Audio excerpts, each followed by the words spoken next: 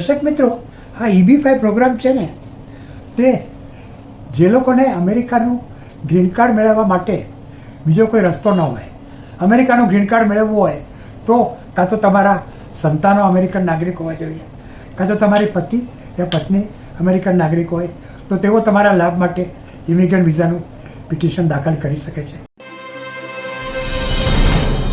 દર્શક મિત્રો નમસ્તે. આજે 20મી નવેમ્બર 2025 છે અને હું ડૉક્ટર સુધીર શાહ એડવોકેટ આપને અમેરિકાના વિઝા વિશે, અમેરિકાના ઇમિગ્રેશન વિશે જાણકારી આપવા ફરી એકવાર હાજર થયા છું.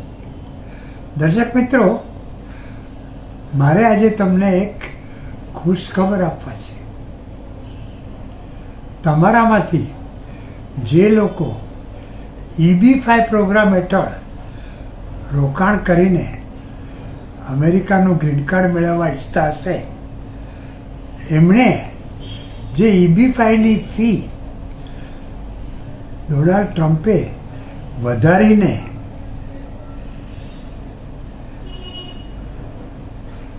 $11,160 કરી હતી, હા, $11,160 કરી હતી, એ અમેરિકાની કોર્ટે ઘટાડી નાખી છે અને 3,750 કરી નાખી છે. અને જેમણે અત્યાર સુધી આ $11,160 આપ્યા હશે એમને પૈસા પાછા આપવા પડશે. એટલે તમે જો અમેરિકામાં ઇન્વેસ્ટ કરીને અમેરિકાના માન્યતા પામેલા રિજનલ સેન્ટરમાં $8 લાખનું કે પછી મોટા શહેરમાં કામ કરતા રિજનલ સેન્ટરોમાં $10,50,000નું રોકાણ કરીને, ઇન્વેસ્ટમેન્ટ કરીને ગ્રીન કાર્ડ મેળવવા ઈચ્છતા હો તો જે પિટિશન દાખલ કરતી વખતે $11,160 ફી આપવી પડતી હતી, એને બદલે તમારે હવે ફક્ત $3,750 જ આપવા પડશે. દર્શક મિત્રો, આ EB-5 પ્રોગ્રામ છે ને, તે જે લોકોને અમેરિકાનું ગ્રીન કાર્ડ મેળવવા માટે બીજો કોઈ રસ્તો ન હોય, અમેરિકાનું ગ્રીન કાર્ડ મેળવવું હોય તો કાં તો તમારા સંતાનો અમેરિકન નાગરિક હોવા જોઈએ, કાં તો તમારી પતિ યા પત્ની અમેરિકન નાગરિક હોય તો તેઓ તમારા લાભ માટે ઇમિગ્રન્ટ વિઝાનું પિટિશન દાખલ કરી શકે છે અને તમને 1-1.5 વર્ષની અંદર ઇમિગ્રન્ટ વિઝા મળી શકે છે. એ મેળવીને અમેરિકામાં પ્રવેશો એટલે તમને ગ્રીન કાર્ડ મળી શકે છે. 4 જુદી જુદી ફેમિલી પ્રેફરન્સ કેટેગરી હેઠળ પણ તમને ઇમિગ્રન્ટ વિઝા મળી શકે છે અને ગ્રીન કાર્ડ મળી શકે છે. પણ આ કેટેગરીઓ હેઠળ એટલા બધા પિટિશનો દાખલ થાય છે અને એની અમુક મર્યાદા છે, એટલે તમારે વર્ષોની વાટ જોવી પડે છે. અને આ પિટિશન કાં તો તમારા અમેરિકન સિટીઝન મા બાપ દાખલ કરી શકે, કે પછી ભાઈ બહેન દાખલ કરી શકે, કે પછી ગ્રીન કાર્ડ પતિ કે પત્ની દાખલ કરી શકે. જો આમાંનું કોઈ હોય નહીં, અથવા હોય પણ એ લોકો તમારા લાભ માટે પિટિશન દાખલ કરવા તૈયાર ન હોય તો તમે શું કરો? ઇમિગ્રન્ટ વિઝા તમે 4 જુદી જુદી એમ્પ્લોયમેન્ટ બેઝ પ્રેફરન્સ કેટેગરી હેઠળ પણ મેળવી શકો છો, પણ એની હેઠળ પણ અમેરિકન માલિકોએ તમને નોકરીમાં રાખ્યા હોવા જોઈએ અને એમાં પણ પછી તમારે કોટાના કારણે વર્ષોની વાટ જોવી પડે છે. તમે દર વર્ષે 55,000 ઇમિગ્રન્ટ વિઝા અમેરિકાની સરકાર વિઝા લોટરી દ્વારા આપે છે. જો તમે એમાં ભાગ લઈ શકો તો તમને વિજેતા બનતા ગ્રીન કાર્ડ મળી શકે છે. પણ ભારતીયો એમાં ભાગ લઈ નથી શકતા, કારણ કે છેલ્લા 5 વર્ષમાં જે દેશમાંથી સૌથી વધુ લોકોએ ઇમિગ્રન્ટ વિઝા મેળવ્યા હોય એ દેશના લોકોને આ વિઝા લોટરીમાં ભાગ લેવાનો અધિકાર નથી. તમે અમેરિકાની મિલિટરીમાં જોડાઓ તો પણ તમને ગ્રીન કાર્ડ મળી શકે છે, પણ ગ્રીન કાર્ડ માટે તમે અમેરિકાની મિલિટરીમાં જોડાવા તૈયાર થશો, અમેરિકા વતીથી બીજા દેશની સામે લડવા જવા તૈયાર થશો. તમે જો રેફ્યુજી સ્ટેટસ તમને મળે તો પણ તમને ગ્રીન કાર્ડ મળી શકે છે, અસાયલમ માગીને પણ તમને ગ્રીન કાર્ડ મળી શકે છે. આમ જુદી જુદી રીતે ગ્રીન કાર્ડ મળી શકે છે, પણ એ દરેક માટે કંઈ ને કંઈ લાયકાત હોવાની જરૂર છે. જ્યારે EB-5 પ્રોગ્રામ હેઠળ બીજું કંઈ નહીં જોઈએ, તમારી આગળ $10,50,000 અથવા તો $8,00,000 હોવા જોઈએ, વ્હાઇટના હોવા જોઈએ. આ ઉપરાંત જે રિજનલ સેન્ટરની એડમિનિસ્ટ્રેટિવ ફી હોય જે સામાન્ય રીતે $80,000 હોય છે, એના એટર્નીઓની 20-25,000 ફી અને આ ફાઇલિંગ ફી એટલું ભરો એટલે તમને 2-3 વર્ષની અંદર ગ્રીન કાર્ડ મળી શકે છે. એ 2 વર્ષની મુદતનું કન્ડિશનલ હોય છે.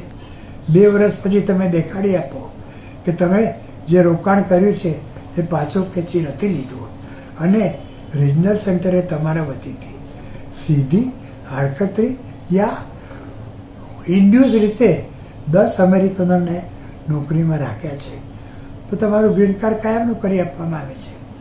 અને પણ 3-4 વર્ષ લાગે છે અને તમારું ગ્રીન કાર્ડ કાયમનું થાય એટલે રિજનલ સેન્ટર તમને તમારા રોકાણની રકમ પાછી આપે છે. એટલે જો તમારા અમેરિકન સપના હોય અને તમારી આગળ વ્હાઇટના આ પૈસા હોય જે તમે 8-1 વર્ષ સુધી રોકાણ કરી શકો તો EB-5 પ્રોગ્રામ હેઠળ ગ્રીન કાર્ડ મેળવવું બહુ સહેલું છે. અને હવેથી આ જે ફાઇલિંગ ફી છે EB-5 પ્રોગ્રામની એમાં ઘટાડો કરવામાં આવ્યો છે એટલે તમને વધુ ફાયદો થાય. અને એક બીજી વાત કહું,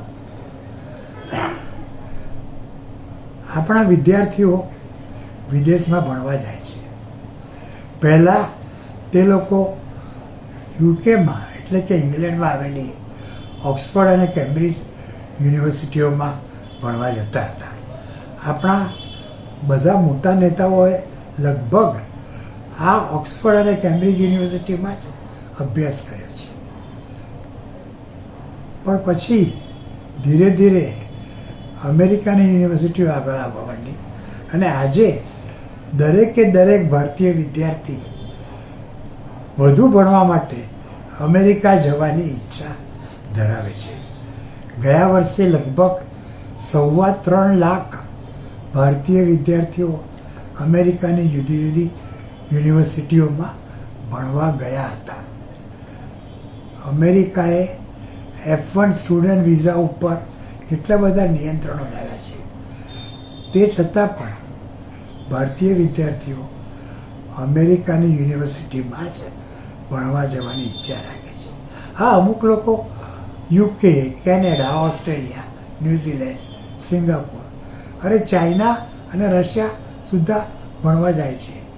પણ બેસ્ટમાં બેસ્ટ યુનિવર્સિટી, વિશ્વની સૌથી સારામાં સારી યુનિવર્સિટીઓ અમેરિકામાં છે, હાર્વર્ડ અને સ્ટેનફર્ડ.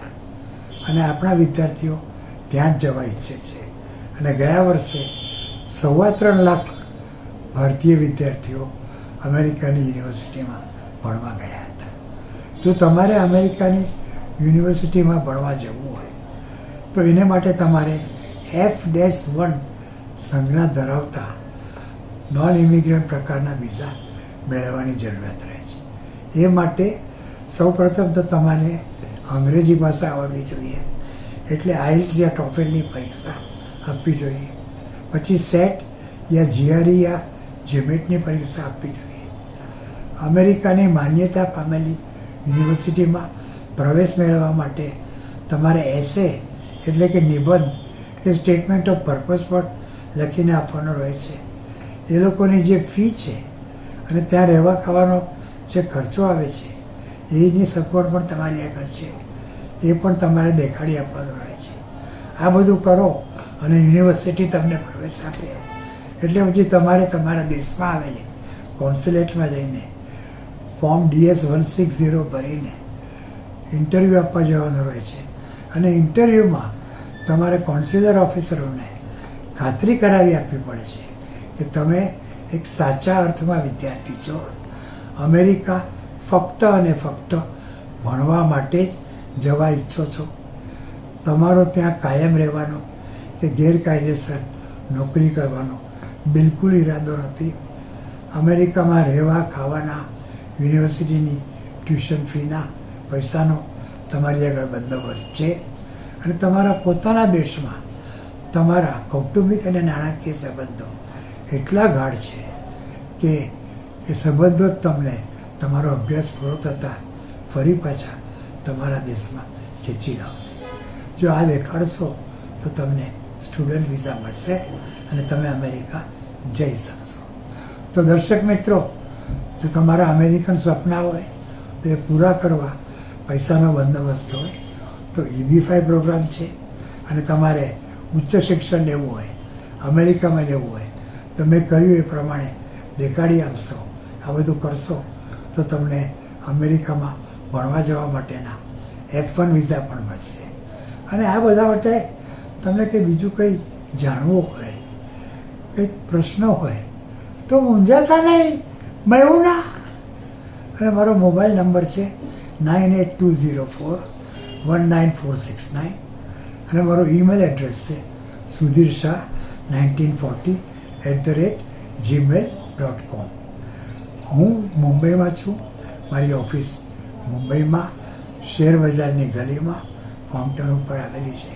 અને દર મહિને હું એક દિવસ સુરત અને એક દિવસ અમદાવાદ કન્સલ્ટેશન માટે આવું છું.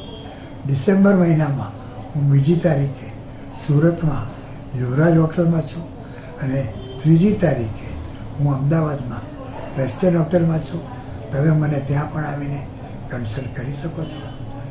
પણ અમેરિકા જવું હોય, EB-5 પ્રોગ્રામ હેઠળ રોકાણ કરવું હોય અને ગ્રીન કાર્ડ મેળવવા હોય કે ભણવા જવું હોય અને અમેરિકાના સ્ટુડન્ટ વિઝા મેળવવા હોય તો ડોન્ટ ટેક ટેન્શન. મેં હું ના